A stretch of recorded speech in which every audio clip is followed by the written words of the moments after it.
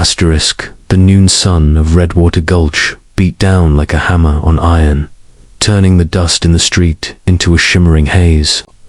Inside the sheriff's yard, townsfolk gathered to watch the spectacle. An Apache warhorse stall. Scarred, proud, roped at all four legs, its hide bleeding where the ranch hands had struck it with rifle butts. They said the horse had wandered into Miller's ranch and spooked his cattle. They said it was wild, dangerous, fit for breaking. But Clara Reeves saw something else in its trembling body, the hunger, the exhaustion, the howl of loss in its eyes. When Miller struck the animal again, Clara stepped between them, her voice shaking but steady as a drawn gun. "You hit him again," she said, "and you'll answer for cruelty before you answer for law." The crowd froze. And within minutes, Sheriff Abel tore the badge off her coat and threw it in the dirt, firing her on the spot. She walked out of the yard with the Apache horse staring after her, like it knew she was the only soul in town who still had mercy left. Clara didn't go home.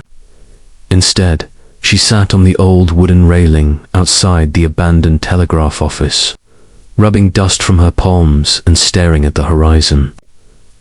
She'd lasted 3 years as deputy, 3 hard years of trying to bring fairness to a town that only respected muscle and money. She could still hear Miller's laughter echoing down the street, the townsfolk murmuring, the horse crying behind the corral fence. She wondered if she should have kept her mouth shut, wondered if doing right was worth losing the only job that kept her alive. But somewhere deep inside, she knew she'd do it again.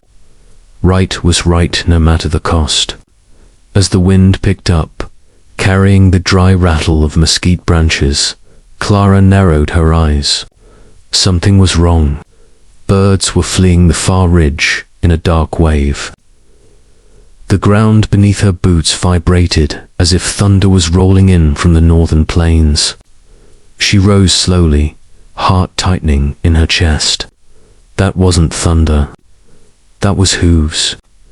Many of them, ****. The first rider appeared over the ridge-painted face, raven hair spear glinting like a shard of sun.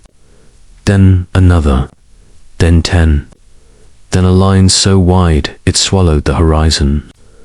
Redwater Gulch fell silent as the Apache Nation rode in not in a raid, but with grim purpose. At their head was War Chief Nantan Lobo, a man whose name alone made ranchers turn pale beneath their hats. He rode a white and black stallion that moved like smoke over water. When he reined in at the center of town, every man reached for his gun, then froze when Nantan lifted a single hand. "Where is the one," he said quietly, "who protected our brother horse?" Not a single soul answered. Dust swelled. Silence choked the street. Then Clara stepped forward, trembling but unafraid. "I stopped them from beating him," she said, "but they fired me for it." The war chief studied her for a long, heavy moment, then nodded once. "Good," he said. "Then you will ride with us." Before the townsfolk could breathe, Nantan gestured, and 2 Apache riders brought forward the injured horse Clara had defended. When it saw her, it pushed its muzzle into her hands like a child seeking shelter. Nantan's voice rose over the murmuring crowd. "This horse belongs to my fallen son," he said.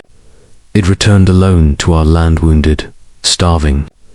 We tracked it here, and we learned what your people did to it." His eyes hardened like stone pulled from a river. "We came not to spill blood, but to reclaim honor." Then he turned to Clara. "A heart that protects the weak is worth more than a lawman's badge." At that moment, to her shock, he handed her a carved Apache reins cord symbol of respect rarely given to an outsider. Behind her, the townsfolk watched in stunned silence as the Apache Nation surrounded her not as an enemy, but as a guardian. Miller tried to protest, sputtering and red as a wildfire, but Nantan's warriors blocked him with a wall of painted shields. The message was clear. Clara Reeves was under Apache protection now. Asterisk, asterisk. As the war riders formed a circle and prepared to leave town, Nantan met Clara's gaze. "Come," he said. "Help us heal what your people broke." Clara hesitated only a moment, then swung onto the horse's back, feeling its warm heartbeat beneath her legs. The town watched as she rode out, not as a disgraced deputy, not as a woman cast aside, but as a bridge between two worlds. Her job was gone, but something larger had begun. And Redwater Gulch never forgot the day their dusty streets trembled not from fear, not from war, but from the arrival of a war chief who had come not for vengeance, but to honor the courage of the only woman brave enough to stand for an Apache horse. Asterisk.